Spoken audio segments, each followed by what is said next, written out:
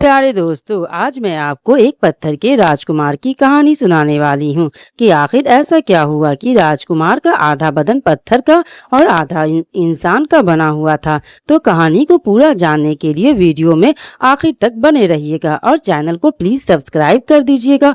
Video अच्छी लगे तो लाइक शेयर भी कर दीजिएगा। तो चलिए कहानी शुरू करती हूँ। एक बूढ़ा मुसलमान मछुआरा बड़ी कठिनाई से अपनी जिंदगी चलाया करता था।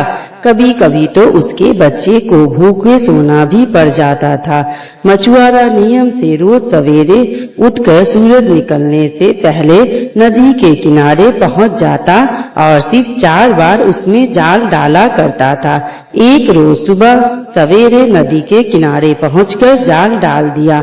जब उसने अपना जाल खींचा तो वह बहुत भारी था। मछुआरे ने सोचा कि जरूर कोई वजनी मछली जाल में फंसी होगी, लेकिन जाल निकालने पर उसने देखा कि गधे का शव फंस गया था। जाल ठीक करके मछुआरे ने उसे फिर से नदी में डाल दिया, लेकिन इस बार वह कीचड़ में अटक गया।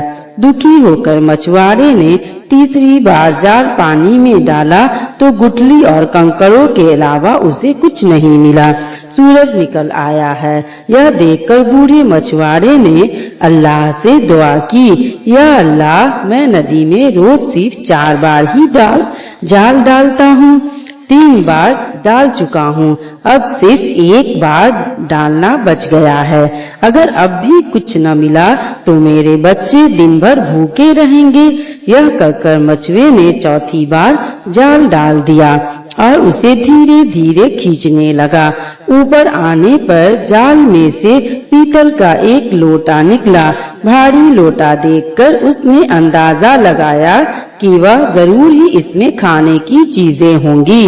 लोटे का मुंह शीशे से बंद था, ऊपर से कोई मोहर लगी थी। मछुए ने सोचा कि अगर लोटे में से कुछ न निकला तो लोटे को बाजार में बेचकर आटा दाल ले आऊंगा। अपनी छुरी से मछुए ने लोटे का मुंह खोला, लेकिन लोटे में से कुछ नहीं निकला। उसने लोटे को नीचे रख दिया। तभी लोटे में से अचानक धुआं निकलना शुरू हो गया। मछुआरा डरकर पीछे हट गया। आकाश में उठता हुआ धुआं धीरे धीरे नदी के किनारे फैल गया। मछुए को अचंभा तब लगा जब उसने देखा कि पूरा धुआं इकट्ठा होकर एक काले रंग का राक्षस बन गया। हालांकि मछुए ने भागने की कोशिश की, लेकिन डर से उसके पैर ही न उठ सके। तभी आसमान की तरफ से हाथ जोड़कर एक राक्षस ने प्रार्थना की, ऐ सुलेमान, मेरी अपराध माफ करो, अब आपका हुक्म कभी नहीं टालूंगा। यह सुनकर मछुआरे ने कहा, अरे दैत्यराज, सपना देख रहे हो क्या? सुलेमान को संसार से गए हुए 1800 साल हो गए। तुम कौन हो? दैत्य ने मछुए की तरफ देखकर कहा, ढंग से बात क्यों नहीं करता?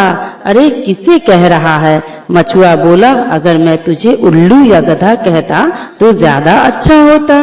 दैत्य को गुस्सा आ गया।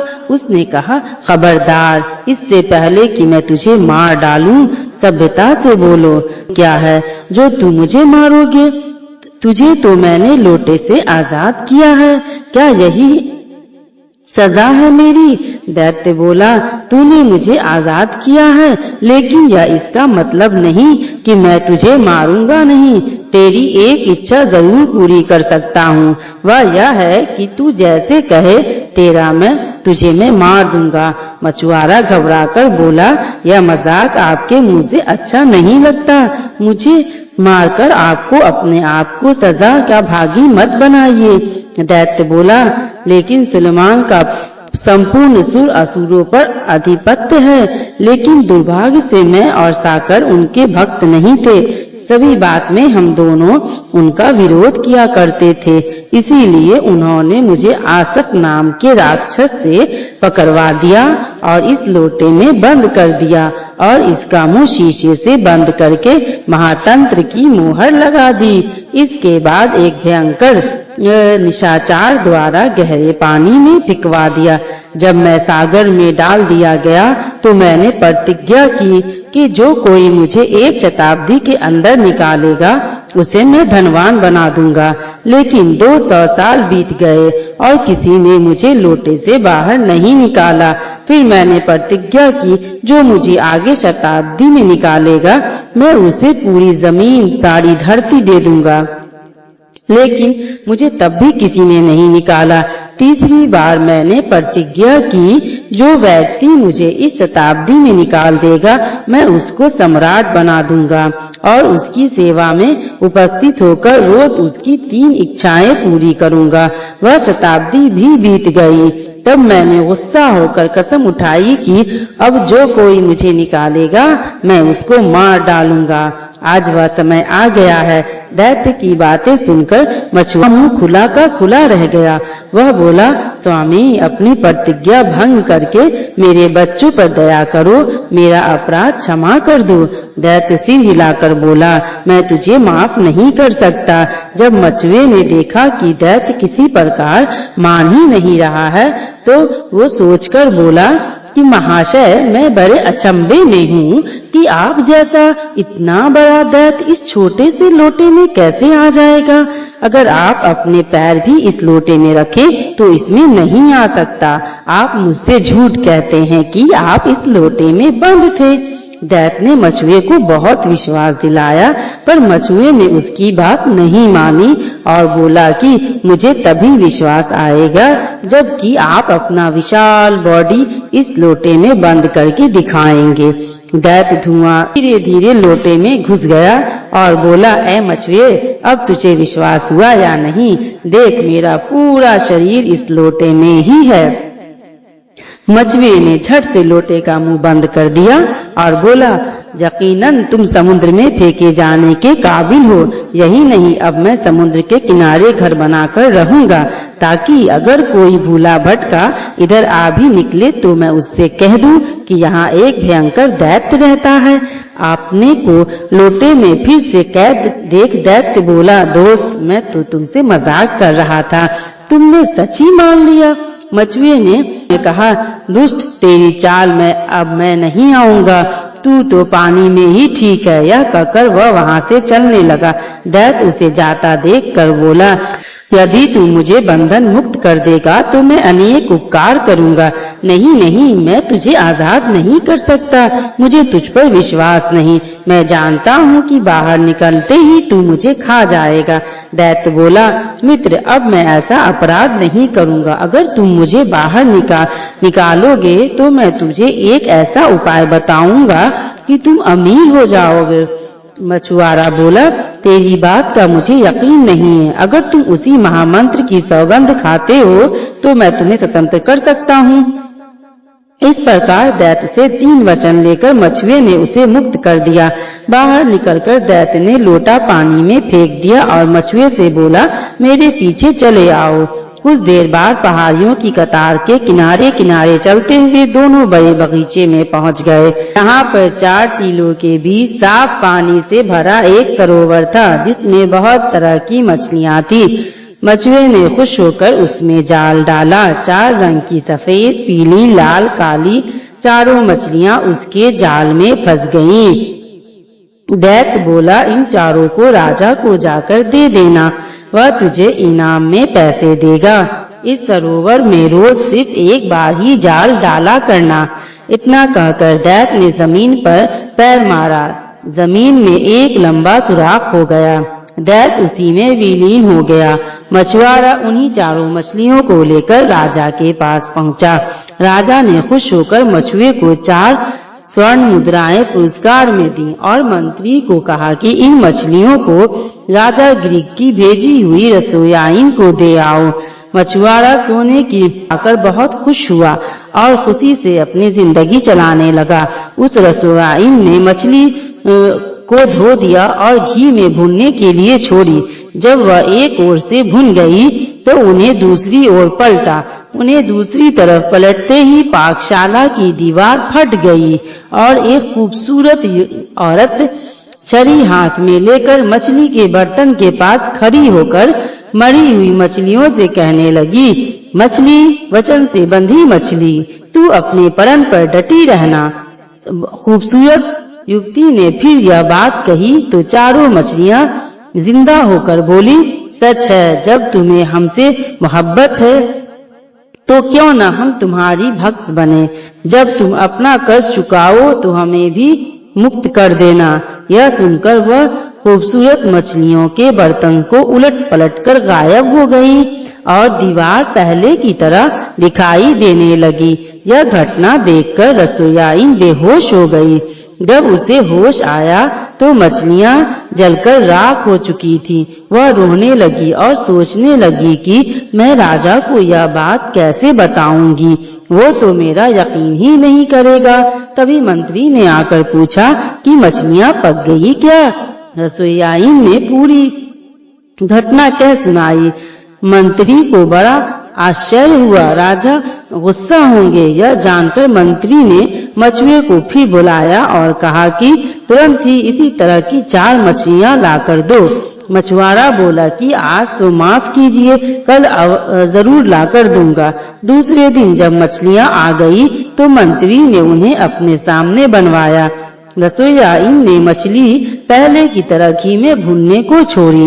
एक तरफ सिकने पर उन्हें दूसरी तरफ पलट दिया। तभी रसोई की दीवार फटी और वही खूबसूरत लड़की हाथ में छड़ी लिए मछलियों के सामने पहले वाला सवाल करके गायब हो गई। यह देखकर मंत्री ताज्जुब में पड़ गया। उसने पूरी घटना राजा को जाकर कह डाली। राजा को सुनकर बहुत ही आश्चर्य हुआ।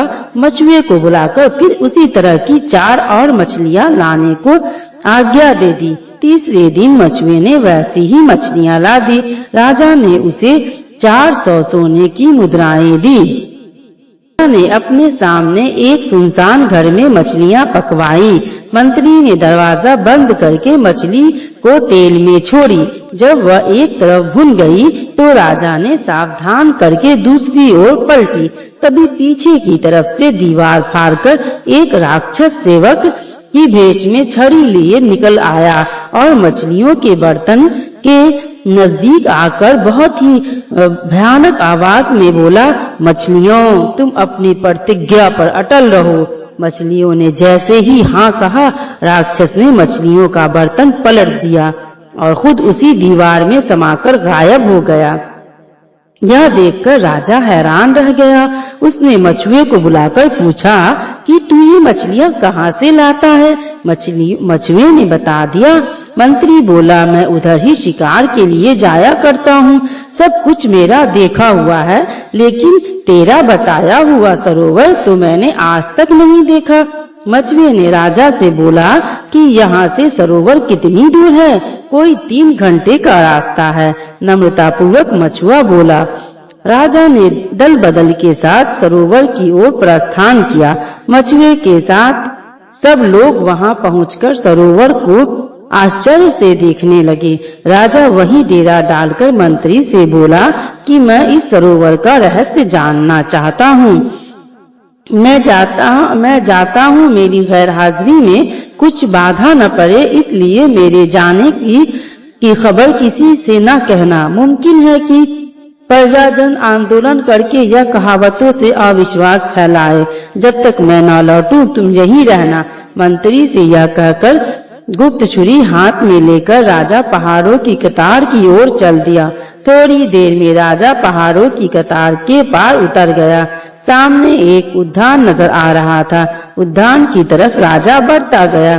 सूर्य उदय के समय राजा एक महल के दरवाजे पर जाकर पुकारने लगा। यहाँ लोहे का उच्च किला था, परंतु किसी की आवाज सुनाई नहीं पड़ी। राजा बोला, अंदर कोई है? जब कोई आवाज नहीं आया तो राजमहल में घुस गया। वहाँ भी सुनसान था। सामने के बड़े दालान में एक गलीचा बिछा हुआ था।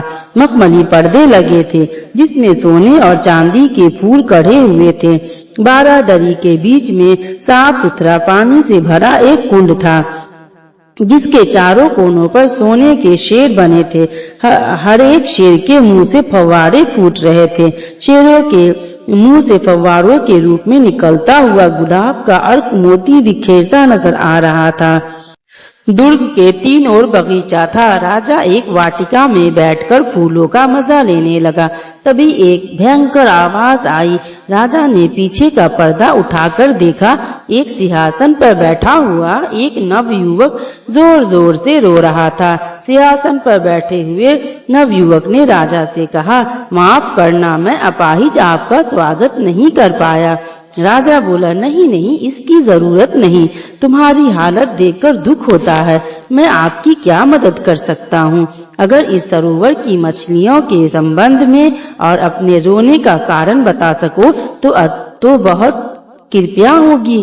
नवयुवक ने चीख कर कपड़े उतारकर अपना शरीर दिखाया।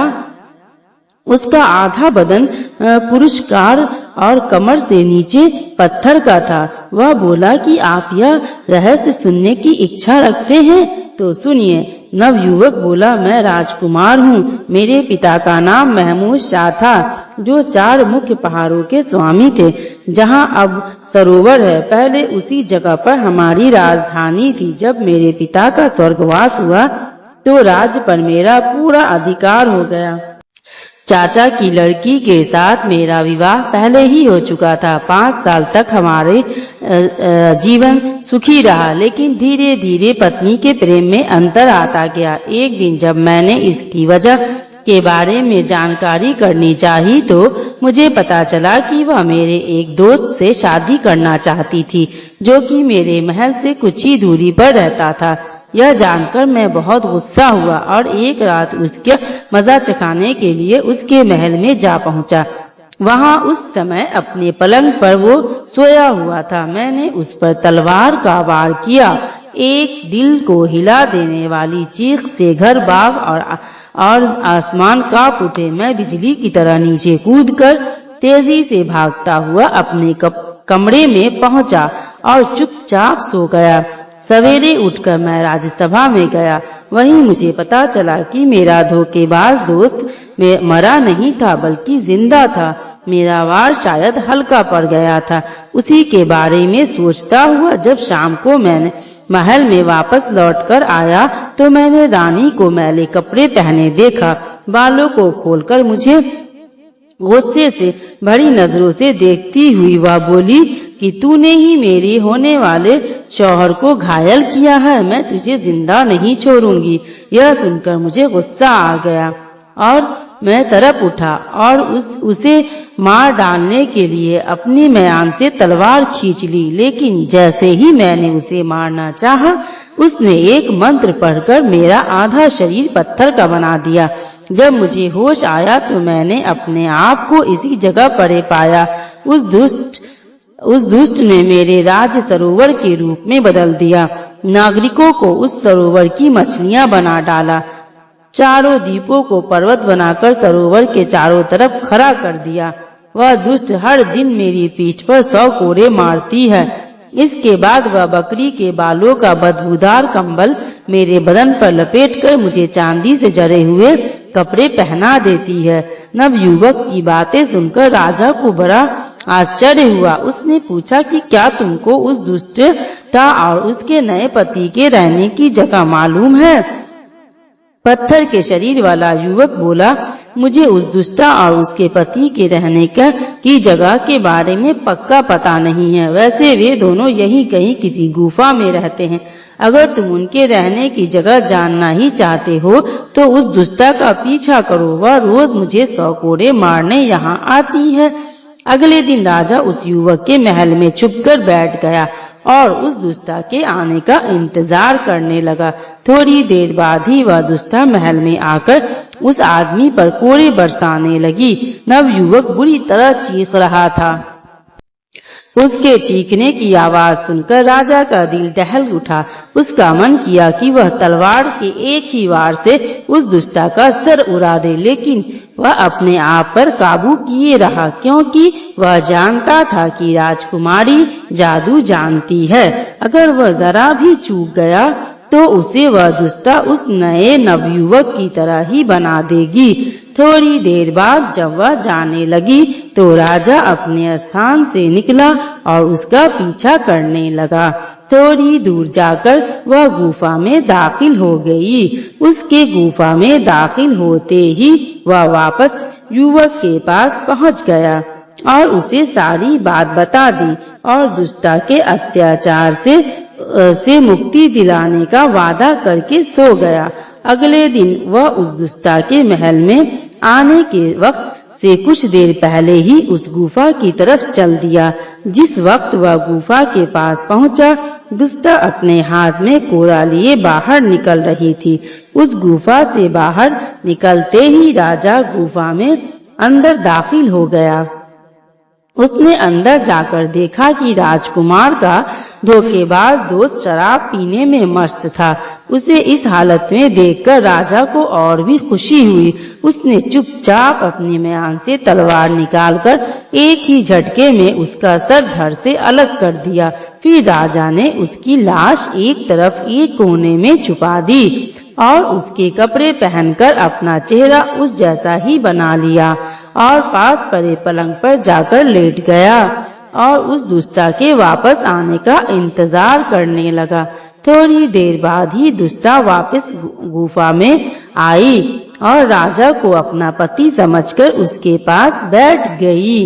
राजा ने अपना मुंह दूसरी तरफ कर लिया था ताकि दुष्टा उसे देखकर पहचान न ले। उसने राजा को कई बार पुकारा, लेकिन राजा ने उसकी बात सुनी अनसुनी कर दी और चुपचाप लेटा रहा। राजा को टस से मस न होते देखकर वह दुष्टा उसकी खुशामद करने लगी और बोली, स्वामी, क्या आप मुझसे नाराज हैं? राजा ने मुंह अपना दूसरी तरफ किए हुए ही बोला, हाँ, राजकुमार के चीखने की आवाज से मेरी नींद टूट जाती है, इसीलिए मेरा घाव ठीक नहीं हो पाता। यही वजह है कि मैं तुझसे नाराज हूँ। अच्छा, अगर मैं राजकुमार को ठीक कर दूं तो तुम मुझसे नफरत तो नहीं करोगे? हाँ, लेकिन तुम्हें एक काम और करना पड़ेगा, राजा ने धीरे आवाज में कहा ताकि वह दुष्टा उसकी आवाज पहचान ना ले। वो क्या? दुष्टा ने पूछा। राजा बोला, सरोवर में मछली के रूप में जितने भी नगरवासी हैं, उनकी दुख भरी आहें भी मुझे ठीक से सोने नहीं देती, इसीलिए चारों द्वीपों और राज के पहले जैसा ही बना दो, फिर हम दोनों खुशी से रह सकेंगे। उस दुष्टा ने तुरंत मंत्र पढ़कर उस नगर को फिर से पहले जैसा बना दिया और राजकुमार को आधे शरीर को भी ठीक कर दिया और बोली, अब तो आप खुश हैं ना? राजा ने कहा, हाँ, और फिर उसने उस दुष्टा को अपने नजदीक आने को कहा। जैसे ही वह दुष्टा राजा के नजदीक गई, राजा ने तलवार खींचकर उसकी गर्दन पर दे मारी। तलवार उसकी गर्दन पर पड़ते ही उसकी गर्दन एक तरफ जा पड़ी। राजा तेजी से पलंग की तरफ से उठा और दुष्टा का शरीर उसके दूसरे पति के शरीर पर डाल दिया और तेजी से गुफा से बाहर निकल गया। बाहर आकर उसने देखा कि जो नगर कुछ देर पहले पत्थर का बना हुआ था, बहुत ही खूबसूरत नजर आ रहा था। लोग इधर उधर जा रहे थे। राजा तेजी से कदम बढ़ाता हुआ महल में जा पहुंचा।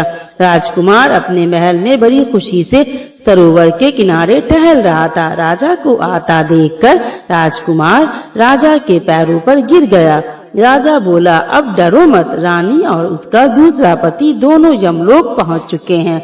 अब तुम अपनी राजगद्दी संभालो, हम भी अपने डेरे पर पहुंचते हैं। नवयुवक राजकुमार बोला, यह आपकी भूल है जो आप अपने डेरे को नजदीक समझते हैं।